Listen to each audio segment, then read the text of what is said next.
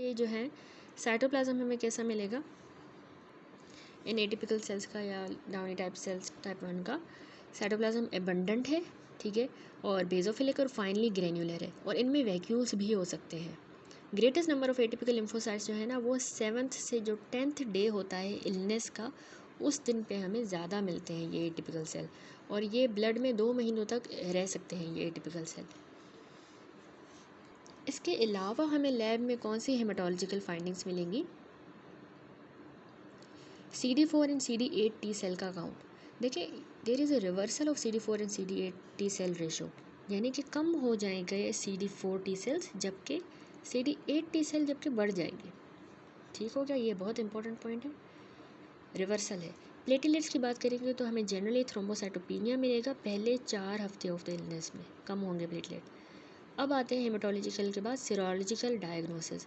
जो second characteristic lab finding है, demonstration of antibodies in the serum of the infected patient, वो कौन सी है, हमने टेस्ट करना है for the heterophile antibodies. Heterophile antibody test यानी कि पॉल ब्यूनेल्स टेस्ट जो है, ये हम करते हैं इन्फेक्शियस मोनोन्यूक्लियोसिस को डायग्नोस करने के लिए, पॉल ब्यूनेल टेस्ट। इस टेस्ट में पेशेंट का जो सीरम है वो हम अब्जॉर्ब करते हैं विथ गुइनिया पिग किडनी के साथ, उसका सीरम अब्जॉर्ब किया। सीरम डाइल्यूशंस जो है वो प्रिपेयर करते हैं, जो कि यूज़ की जाती हैं agglutination of red cells of sheep, horse और काउ इनके लिए, and are reported to as heterophile titre of test serum. ठीक है, इनको heterophile titre of test serum कहा जाता है। ये हमने सीरम डाइल्यूशंस बनाई। हाई सीरम टाइटर 40 का या फिर उससे ज़्यादा जो है ना, ये डायग्नोस्टिक है कि इसमें अक्यूट इन्फेक्शियस मोनोन्यूक्लियोसिस है पेशेंट को, उसका इन्फेक्शन है। और सिम्टोमेटिक केसेस में, ठीक है, सिम्टोमेटिक भी है और इन द फर्स्ट वीक में ऐसा हमें मिलेगा, 40 से ज़्यादा मिलेगा टाइटर और सिम्टोमेटिक होगा ये फर्स्ट वीक में। हेट्रोफाइल एंटीबॉडीज़ जो है ना वो पीक करेंगी 3rd वीक में 80 से 90% केसेस में। ठीक हो गया, ये हेट्रोफाइल हमें एंटीबॉडीज़ 3rd वीक में हमें मिलेंगी। ये टेस्ट जो है ना ये पॉजिटिव रहता है 3 महीनों तक आफ्टर द इलनेस स्टार्ट हुई तब से लेके, और थर्स टेस्ट जो है उसको हमने रिपीटेडली परफॉर्म करना होता है। इसी तरह की सिमिलर एंटीबॉडी प्रोड्यूस होती हैं उन पेशेंट्स में जो कि सफ़र कर रहे होते हैं सीरम सिकनेस के साथ, और इसलिए हमने इसको डिस्टिंग्विश करना होता है बाय डिफरेंशियल अब्जॉर्प्शन स्टडीज़ के थ्रू। हेट्रोफाइल एंटीबॉडीज़ जो है ना वो बच्चों में डिमोस्ट्रेबल नहीं होती, जो कि 5 साल की कम उम्र के होते हैं, या फिर जो क्वाइट एल्डरली लोग होते हैं उनमें भी नहीं होती। करंटली एक और सेंसिटिव और रैपिड किट बेस्ड टेस्ट है फॉर द हेट्रोफाइल एंटीबॉडीज़, जो कि है मोनोस्पॉट, ये भी अवेलेबल है। इसके अलावा सीरोलॉजिकल डायग्नोसिस में हम क्या करते हैं, Epstein Barr virus specific antibody test करते हैं।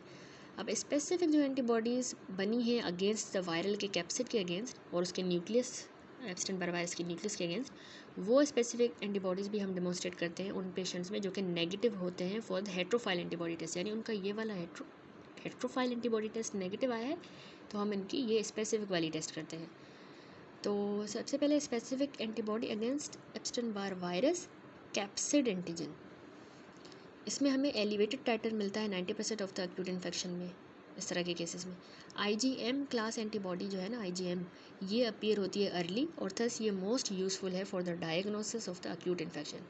IgG क्लास जो एंटीबॉडी है ये बाद में अपीयर होती है और ये पूरी ज़िंदगी रहती है।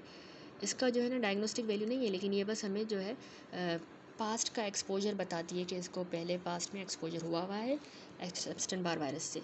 ठीक है, ये बस प्रोटेक्शन दे रही होती है, हमने पढ़ा। फिर है antibodies against Epstein Barr virus nuclear antigen, ये कैप्सिड की थी। न्यूक्लियर एंटीजन में जो है ना डिटेक्टेड 3 to 6 वीक के दौरान आफ्टर द इन्फेक्शन हमें मिलेंगी न्यूक्लियर के खिलाफ 3 to 6 weeks, like IgG class antibody, और ये पूरी ज़िंदगी रहेंगी। इसके अलावा एंटीबॉडीज़ टू अर्ली एंटीजन्स, ये भी बढ़ी हुई होंगी, लेकिन ये लेस यूज़फुल मार्कर है, इतनी हेल्पफुल नहीं है for making the diagnosis of infectious mononucleosis. However इनका भी टाइटर जो है वो 3 से लेकिन 6 मंथ तक ये बढ़ा हुआ होगा, वो वीक्स था, और इनके लेवल जो है वो नेज़ोफेरेंजियल कार्सिनोमा में और अफ्रीकन बर्किड लिम्फोमा में हमें ज़्यादा मिलते हैं इन अर्ली एंटीजेंस के अगेंस्ट जो एंटीबॉडीज़ हैं। देन है IgA antibodies to Epstein Barr virus antigen. अब ये नेज़ोफेरेंजियल कार्सिनोमा वाले पेशेंट्स में मिलती हैं जो कि हाई रिस्क पे है कि उनको abstain Barr virus induced cancer हो, उनमें हमें ये IgA मिलेंगी। लास्ट है एब्स्टेन बार वायरस की एंटीजन की डिटेक्शन। अब एब्स्टेन बार वायरस का जो DNA है या फिर उनकी प्रोटीन्स है ना, वो भी हम कर सकते हैं, डिटेक्ट कर सकते हैं ब्लड के अंदर, या फिर हम CSF में भी कर सकते हैं PCR मेथड के थ्रू। ठीक हो गया। लास्ट टेस्ट आता है लिवर फंक्शन टेस्ट, भी हम करते हैं। In addition abnormality of the liver function test हमें 90% केसेस में मिलती हैं। सीरम के ट्रांस अमाइनेजेस के लेवल जो है वो बढ़ जाते हैं, SGOT, SGPT, alkaline phosphatase serum का बढ़ जाता है, और माइल्ड एलिवेशन सीरम बिलिरुबिन भी बढ़ जाता है थोड़ा बहुत। That's it. अब आ जाते हैं हम हमारे अगले नेक्स्ट डिसऑर्डर पे, जो कि है leukaemoid reactions. Leukaemoid reaction define हुआ है कि as a reactive excessive leucocytosis हो जाए पेरिफेरल ब्लड में, जो कि रिजेंबल कर रही हो ल्यूकीमिया की तरह, in a subject who does not have leukaemia, मतलब उसको ल्यूकीमिया नहीं है लेकिन उसको ल्यूकीमिया की ही तरह लग रहा है क्योंकि उसके जो ल्यूकोसाइट्स हैं वो बढ़ गए हैं पेरिफेरल ब्लड में। उसको हम कहते हैं leukaemoid reaction. In spite of the confusing blood picture, जो क्लिनिकल फीचर है ल्यूकीमिया की, जैसे कि स्प्लीनोमेगैली, लिम्फोएडिनोपैथी, हेमरेजेस, ये सारी एब्सेंट होती हैं इसमें, और फीचर्स अंडरलाइंग डिसऑर्डर के जो कि करवा रहे हैं ये ल्यूकेमॉइड रिएक्शन, वो जनरली ऑब्वियस हो, वो फीचर्स यानी ऑब्वियस होंगे। ल्यूकेमॉइड रिएक्शन जो है ना वो माइलॉइड भी हो सकता है, लिम्फोइड भी हो सकता है। लिम्फोइड वाला जो है जो माइलॉइड वाला जो है ये वाला ज़्यादा कॉमन है। ठीक है, माइलॉइड जो ल्यूकेमॉइड रिएक्शन है वो ज़्यादा कॉमन है। अब माइलॉइड ल्यूकेमॉइड रिएक्शन की डिटेल देखें क्यों होता है। मेजॉरिटी ल्यूकेमॉइड रिएक्शन जो है वो ग्रेन्युलोसाइट जो सीरीज़ होती है ना उनको इन्वॉल्व करते हैं। ठीक है, जो माइलॉइड हमने पढ़े जो जिसमें यूजोफिल बेसोफिल आ जाते हैं वो वाले, तो ग्रेन्युलोसाइट सीरीज़ को ज़्यादातर इन्वॉल्व करते हैं। It may occur in association with wide variety of disease में ऐसा होता है, जैसे कोई इन्फेक्शन हो गया, जैसे स्टेफिलोकोकल नमोनिया हो गया, डाइसेमिनेटेड TB है किसी को, meningitis, diphtheria, sepsis, endocarditis, plague, infected abortion, तो उनमें होगा। इंटॉक्सिकेशन में भी हमें माइलॉइड ल्यूकेमॉइड रिएक्शन मिलेगा, जैसे एक्लैम्पशिया, मर्करी पॉइजनिंग में, सीवियर बर्न्स में। इसके अलावा मैलिग्नेंट डिजीज़ में मल्टीपल माइलोमा में, myelofibrosis, Hodgkin's disease, bone metastasis. Then है severe haemorrhage and severe haemolysis, ये भी रिस्पॉन्सिबल हैं for the myeloid leukaemoid reaction. अगर सीवियर हेमरेज हो जाए या सीवियर हीमोलाइसिस हो तो हमें कैसे पता चलेगा, हमें लैब में क्या फाइंडिंग मिलेगी। ल्यूकेमॉइड रिएक्शन जो होता है ना उसमें हमें लैब में असल में ल्यूकोसाइटोसिस मिलेगा, लेकिन ये हमेशा याद रखें मॉडरेट होगी, कि मतलब वो 1 लाख से ज़्यादा नहीं होंगे ल्यूकोसाइट्स। एडल्ट के हमने पढ़ा 4000 से 11000 होते हैं ना ल्यूकोसाइट्स, टोटल ल्यूकोसाइट काउंट, तो 1 लाख से लेकिन ज़्यादा नहीं होगा, इसमें इतनी होगी। इसके अलावा हमें कैसे पता चलेगा कि माइलॉइड ल्यूकेमॉइड रिएक्शन हुआ है, कि इमेच्योर सेल्स का जो प्रोपोर्शन होता है ना वो माइल्ड टू मॉडरेट होगा, जो किसका बना होगा कि हमें मेटामाइलोसाइट्स मिलेंगे, जो इमेच्योर सेल्स हैं माइलोसाइट्स मिलेंगे 5 to 15%, और ब्लास्ट्स मिलेंगे फ्यूअर देन 5%। तो ब्लड पिक्चर जो है वो सिमुलेट करेगी somewhat that of chronic myeloid leukaemia. ऐसा लग रहा होगा कि इस पेशेंट को क्रोनिक माइलॉइड ल्यूकीमिया है, ऐसी पिक्चर हमें मिलेगी। देखिए इस फिगर 14.10 में शोन है ल्यूकेमॉइड रिएक्शन, ये पेरिफेरल ब्लड फिल्म है जो शो कर रही है मार्क न्यूट्रोफिलिक, इसमें ल्यूकोसाइटोसिस हुई है। ठीक है, ल्यूकोसाइटोसिस है जिसमें न्यूट्रोफिल्स बढ़ चुके हैं, और इसके अलावा इसमें लेट प्रिकर्सर्स भी हमें नज़र आ रहे हैं माइलॉइड सीरीज़ के। ठीक है, ये देखिए इमेच्योर माइलॉइड सेल्स वगैरह मिल रहे हैं, तो इस तरह माइलोसाइड, मेटामाइलोसाइड ये हमें मिलेंगे, तो इससे लगेगा हमें कि CML है पेशेंट को, तो लेकिन ये इसको माइलॉइड ल्यूकेमॉइड रिएक्शन हो सकता है। नंबर 3 हम कैसे डायग्नोज करेंगे कि इन्फेक्टिव जो केसेस होते हैं ना उनमें हमें टॉक्सिक ग्रैन्युलेशन मिलेगी या डोहल बॉडीज़ मिलेंगी न्यूट्रोफिल के साइटोप्लाज्म में। ये जो हमने पढ़ी थी इस तरह की ये डोहल बॉडीज़ मिलेंगी, या टॉक्सिक जो है वो ग्रैन्यूल्स मिलेंगे जो डार्कली जो स्टेन होते हैं। ठीक है, इसके अलावा नंबर 4 जो न्यूट्रोफिल है या जो ल्यूकोसाइट है उसका जो एल्कलाइन फॉस्फेटेज होता है, न्यूट्रोफिल एल्कलाइन फॉस्फेटेज NAP या ल्यूकोसाइड एल्कलाइन फॉस्फेटेज LAP, उसका स्कोर जो होता है ना साइटोप्लाज्म में of the mature neutrophils leukaemoid reaction में, वो कैरेक्टरिस्टिकली हाई हो जाएगा, बढ़ जाएगा। ठीक है, और ये बहुत बहुत वेरी यूज़फुल होता है to distinguish it from the chronic myeloid leukaemia in doubtful cases, क्योंकि ये इसमें भी बढ़ जाएगा। देखिए फिगर में भी जो है न्यूट्रोफिल अल्कलाइन फॉस्फेटेज या फिर जो है ल्यूकोसाइड अल्कलाइन फॉस्फेटेज, उसकी एक्टिविटी हमें हायर मिलेगी, जैसा कि ये साइटोकेमिकल स्टेन में डेमोन्स्ट्रेटेड है। ठीक हो गया, हाई LAP स्कोर मिलेगा। नंबर 5, साइटोजेनिक स्टडीज़ जो हैं वो हेल्पफुल होती हैं इन एक्सेप्शनल केसेस, जो रिवील करेंगी negative Philadelphia chromosome in myeloid leukaemoid reaction, लेकिन पॉजिटिव होगा in cases of CML।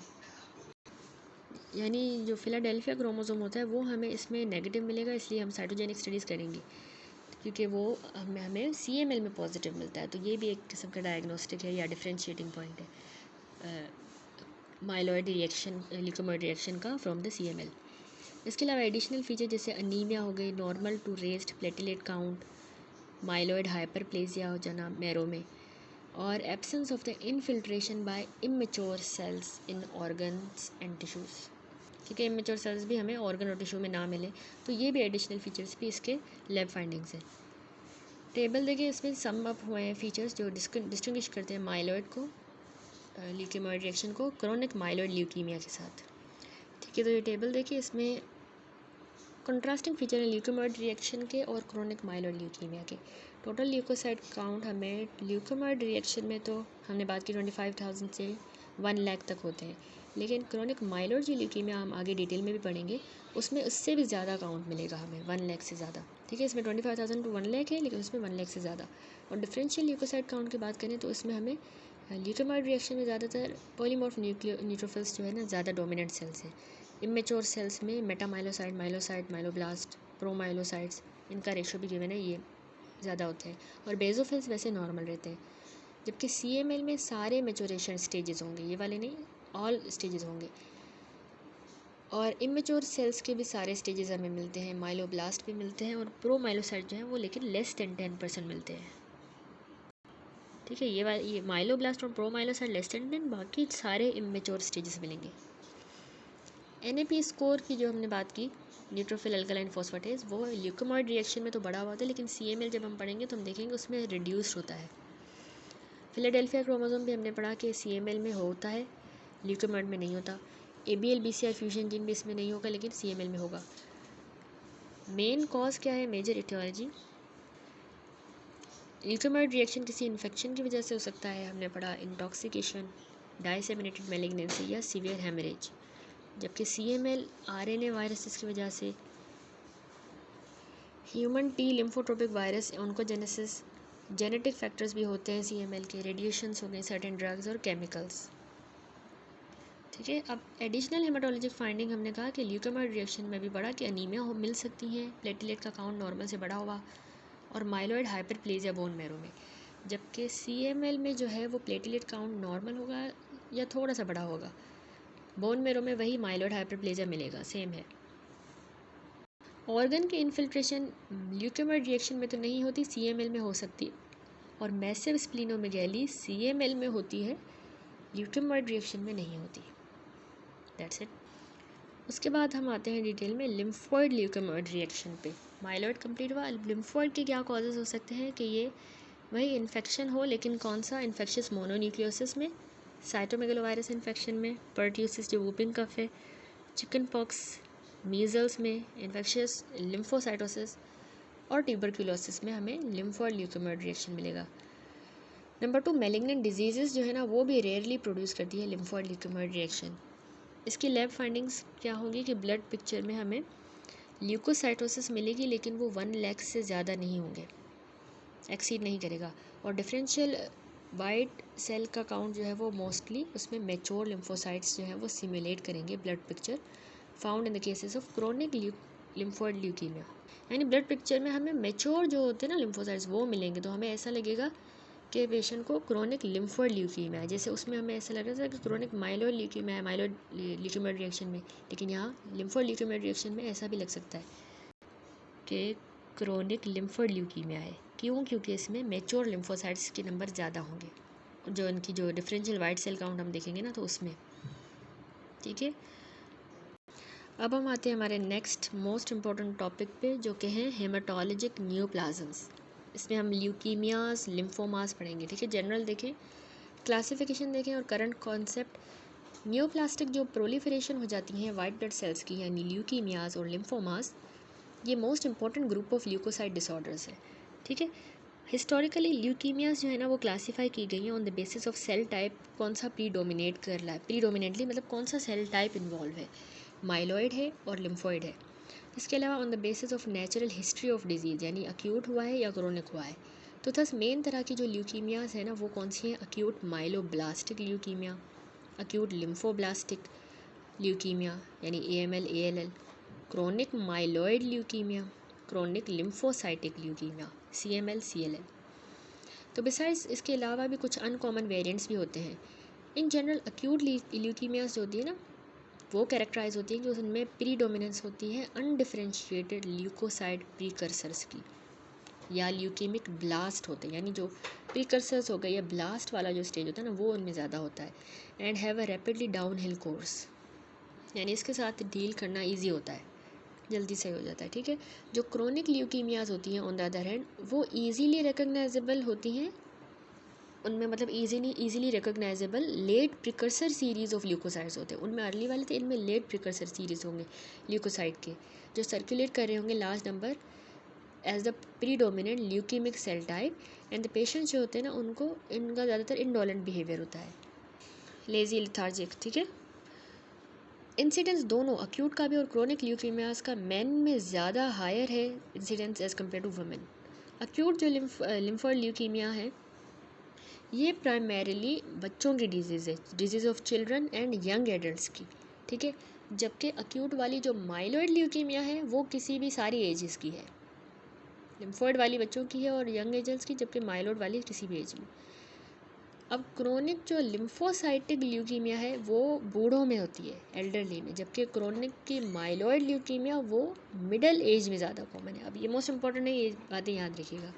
Similarly over the years lymphomas जो है ना ये मैलिग्नेंट ट्यूमर्स हैं, ल्यूकीमियाज हो गया और लिम्फोमास की बात हो रही है, तो ये मैलिग्नेंट ट्यूमर्स किसके हैं, लिम्फो रेटिकुलर टिश्यू के।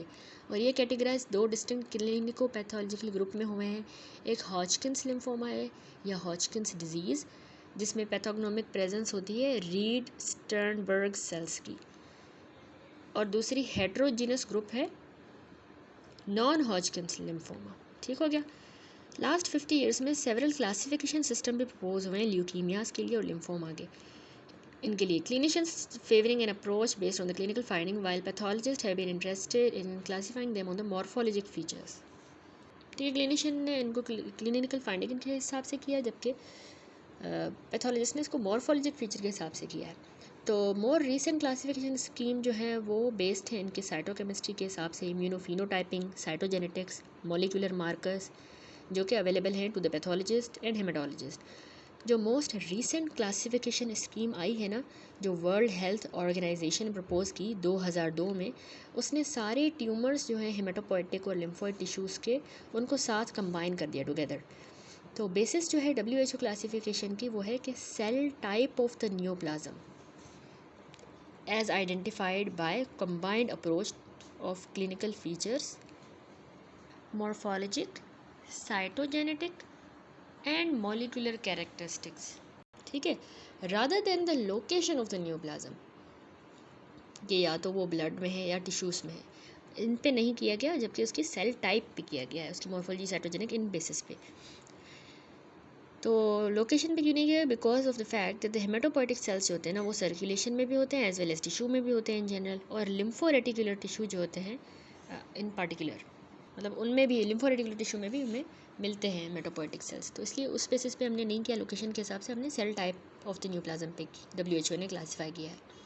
तो करंटली न्यूप्लाज्म जो है ना हेमाटोपोइटिक और लिम्फोइड टिश्यूज़ के, वो कंसीडर हुए हैं एज ए यूनिफाइड ग्रुप, और उसको 3 ब्रॉड कैटेगरीज में कर दिया है डिवाइड। एक माइलॉइड न्यूप्लाज्म, दूसरे लिम्फोइड न्यूप्लाज्म, तीसरे हिस्टोसाइटिक न्यूप्लाज्म्स।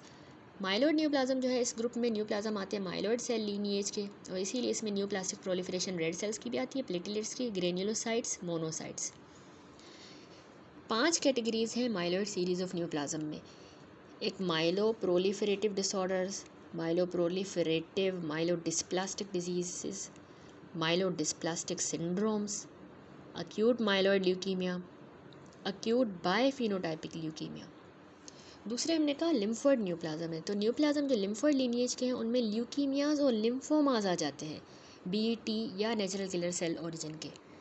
तो इस ग्रुप में जो आते हैं thus include B cell neoplasm, जिनमें प्लाज्मा सेल के डिसऑर्डर भी आ गए, T cell neoplasm, natural killer cell neoplasm and Hodgkin's disease. ये आ गया लिम्फोइड न्यूप्लाज्म की सारी। तीसरे हमने कहा हिस्टियोसाइटिक न्यूप्लाज्म होते हैं। अब ये जो ग्रुप है ना, ये इंटरेस्ट का है मेनली, क्यों?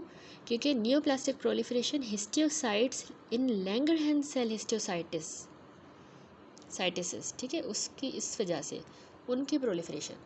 तो बिसाइड्स WHO क्लासिफिकेशन एक और है FAB, French American British cooperative group of classification जो है ना लिम्फोमा और ल्यूकीमिया की, वो बेस्ड है मॉर्फोलॉजी पे और साइटोकेमिस्ट्री पे। ये भी वाइडली यूज़ की जाती है। अब ये as well as other classification schemes जो है वो टेबुलेट की गई हैं आगे, और आगे हम देखेंगे सेपरेट हेडिंग्स में माइलॉइड और लिम्फोइड मैलिग्नेंसीज को। ठीक है, क्लासिफिकेशन करंट कॉन्सेप्ट देख लिए। अब आते हैं इटियोलॉजी पे। लाइक मोस्ट कैंसर, एग्जैक्ट जो कॉज है, इटियोलॉजी है ल्यूकीमियाज का और लिम्फोमाज का, वो नहीं पता, लेकिन however number of factors implicate हैं। अब सबसे पहला हेरिडिटरी की अगर बात करें तो एविडेंस है कि सजेस्ट करता है कि फैमिली का रोल है हिस्ट्री में, मतलब हिस्ट्री, फैमिली हिस्ट्री अगर है तो उसका भी रोल है। अकरेंस इन आइडेंटिकल ट्विंस में भी होता है, और प्री डिस्पोजिशन इन मैलिग्नेंसीज की सर्टेन जेनेटिक सिंड्रोम्स में होती है। तो आइडेंटिकल ट्विंस की बात करें तो हाई कंकॉर्डेंस रेट है अमंग द आइडेंटिकल ट्विंस अगर अक्यूट ल्यूकीमिया डेवलप करता है फर्स्ट ईयर ऑफ लाइफ में।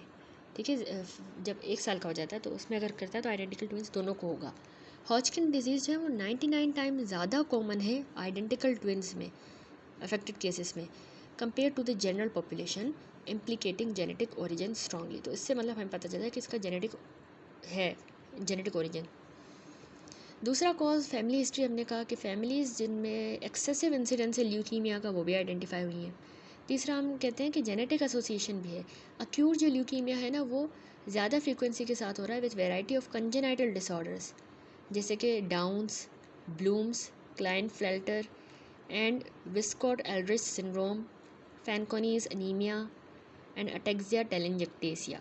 तो जिनको इस तरह के कंजेनाइटल डिसऑर्डर हैं तो उनमें यह अक्यूट ल्यूकीमिया ज़्यादा होती है। ठीक है, इसकी जेनेटिक एसोसिएशन है, जेनेटिक डिजीज़ के साथ एसोसिएशन। हॉजकिन डिजीज़ जो है उसका फैमिलियल इंसिडेंस है and with certain HLA type. Number 2 cause पे अब आ जाते हैं। दूसरा हमने ये अभी हेरिडिटी किया, दूसरा इन्फेक्शन। अब देखिए एविडेंस है कि सजेस्ट करता है कि कुछ इन्फेक्शन पार्टिकुलरली कुछ जो वायरसेस हैं ना वो इन्वॉल्व होते हैं in the development of the lymphoma and leukaemia. अब कौन से वायरसेस हैं? सबसे पहला इंपॉर्टेंट है human T cell leukaemoid lymphoma virus HTLV1। ये एडल्ट टी सेल ल्यूकीमिया या लिम्फोमा करवाता है, ATLL डिजीज़ ये करवाता है।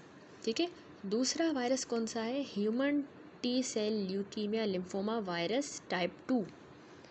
ये अब क्या करवाता है? ये टी सेल वेरिएंट है, हेरी सेल ल्यूकीमिया करवाता है। थर्ड वायरस है एप्स्टन बार वायरस। तो ये इम्प्लिकेटेड है in the aetiology of Hodgkin disease, mixed cellularity type and nodular sclerosing type. इसके अलावा एप्स्टन बार वायरस जो है वो बर्किड लिम्फोमा करवाता है, एंडेमिक और पोस्ट ट्रांसप्लांट लिम्फोमा। अगला है HIV वायरस। ये भी लार्ज बी सेल लिम्फोमा और बर्किड लिम्फोमा करवाता है, डिफ्यूज़। हेपेटाइटिस C वायरस जो है ना वो लिम्फोप्लाज्मासाइटिक लिम्फोमा करवाता है। ह्यूमन हर्पीज़ वायरस 8 ये प्राइमरी इफ्यूजन लिम्फोमा करवाएगा। हेलिकोबैक्टर पाइलोरी की बात करें तो ये बैक्टीरियल इन्फेक्शन गैस्ट्रिक म्यूकोजा का कराता है, माल्ट लिम्फोमा स्टमक का। ठीक हो गया, तो ये सारे वायरसेस भी, इन्फेक्शंस भी जो है इन्वॉल्व होते हैं। तीसरा कॉज हो सकता है इन्वायरमेंटल फैक्टर। देखिए कुछ इन्वायरमेंटल फैक्टर जो है वो भी रोल प्ले करते हैं ल्यूकीमिया लिम्फोमा में, जैसे आयनाइजिंग रेडिएशन हो गई, तो डैमेज होता है ना due to the radiation exposure, वो भी लिंक हुआ in the development of leukaemia and lymphoma. Individual जो ऑक्यूपेशनल रेडिएशन एक्सपोजर ले रहे होते हैं, पेशेंट जो रेडिएशन थेरेपी ले रहे होते हैं, जापानीज़ सर्वाइवर जो एटॉमिक बम वाली जगह पे रह गए, एक्सप्लोजन्स वाली जगह पे, उनमें ज़्यादा रिस्क होता है हेमेटोपोइटिक मैलिग्नेंसीज का, पार्टिकुलरली उनमें CML, AML, ALL ये डेवलप होती हैं। लेकिन क्रोनिक लिम्फोसाइटिक ल्यूकीमिया और या फिर हेरी सेल ल्यूकीमिया उनमें नहीं होता। ये एक पॉइंट है, ठीक है, इंपॉर्टेंट। इसके अलावा इन्वायरमेंटल में केमिकल कार्सिनोजन जैसे बेंजीन हो गया, टोबैको स्मोकिंग, अल्कोहल या ड्राई हेयर डाइज का जो यूज़ है और एग्रीकल्चर केमिकल्स के साथ एक्सपोजर, ये सारी चीज़ें भी बढ़ा रही हैं रिस्क हेमेटोपोइटिक मैलिग्नेंसीज़ का। ड्रग्स की जब बात करें तो कुछ ड्रग्स जैसे फेनिटोइन, अल्कालेटिंग एजेंट और कुछ कीमोथेरेप्यूटिक ड्रग्स भी जो है ना ल्यूकीमिया और लिम्फोमास को बढ़ाती हैं। पेशेंट्स जो ट्रीट किए जाते हैं हॉजकिन्स डिजीज़ के लिए, तो उनमें नॉन हॉजकिन लिम्फोमा हो जाता है, क्योंकि उनको वो हम ड्रग दे रहे हैं तो वो ड्रग का साइड इफ़ेक्ट है और वो जाके वो नॉन हॉजकिन लिम्फोमा करवाएंगे। उसके बाद चौथा कॉज आ जाता है association with disease of immunity. Since lymphoid cells हमारे इम्यून सेल्स हैं, हमें पता है बॉडी के, तो disease with the derangement of the immune system जो करवा दें तो उनका हायर इंसिडेंस है कि वो हेमेटोपोइटिक मैलिग्नेंसीज़ करवाएं। ठीक हो गया। उसके बाद इम्यूनो डेफिशिएंसी डिजीज़, वेरियस जो एक्वायर्ड इम्यूनो डेफिशिएंसी डिजीज़ जैसे एड्स हो गई, हाइड्रोजेनिक इम्यूनो सप्रेशन जो कीमोथेरेपी की वजह से होती है, रेडिएशन से होती है। इसके अलावा ये सारी जो है ना ये एसोसिएटेड है सब्सिक्वेंट डेवलपमेंट ऑफ लिम्फोमेटस ट्रांसफॉर्मेशन इनमें होती है। ठीक है, तो इम्यूनो डेफिशिएंसी डिजीज़ भी करवाती हैं ये हेमेटोपोइटिक न्यूप्लाज्म्स। ठीक है, फिर ऑटो इम्यून डिजीज़ एसोसिएशन भी है इसकी। कुछ ऑटो इम्यून डिजीज जैसे जॉगरन सिंड्रोम हो गया, non tropical sprue, rheumatoid arthritis, SLE, इनके एसोसिएटेड है with higher incidence of non Hodgkin lymphoma. ठीक हो गया। अब हम आते हैं इनकी पैथोजेनेसिस पे कि ल्यूकीमिया और लिम्फोमा किस तरह होती हैं। तो it need to be emphasise के सिंस हेमेटोपोइटिक सेल्स का रैपिड टर्नओवर हो रहा होता है तो ये ज़्यादा वल्नरेबल होते हैं कि इनमें क्रोमोसोमल डैमेजेस आ जाएं और साइटोजेनिक चेंजेस आ जाएं, क्योंकि इनका टर्नओवर जल्दी हो रहा होता है। और ये डैमेज क्यों आए? Under the influence of various aetiologic factor. अब वो कौन से फैक्टर्स हैं तो वो देखते हैं। सबसे पहला है genetic damage to a single clone of target cells. देखिए ल्यूकीमिया और लिम्फोमा अराइज करते हैं मैलिग्नेंट ट्रांसफॉर्मेशन जब होती है ना सिंगल क्लोन ऑफ सेल्स की, बिलोंगिंग टू द, या तो वो माइलॉइड सीरीज़ का है या लिम्फोइड सीरीज़ का, तो उसके सिंगल क्लोन ऑफ सेल की जब मैलिग्नेंट ट्रांसफॉर्म हो जाए ट्रांसफॉर्मेशन और उसके बाद प्रोलिफरेशन हो जाए उसी ट्रांसफॉर्म्ड क्लोन की, तो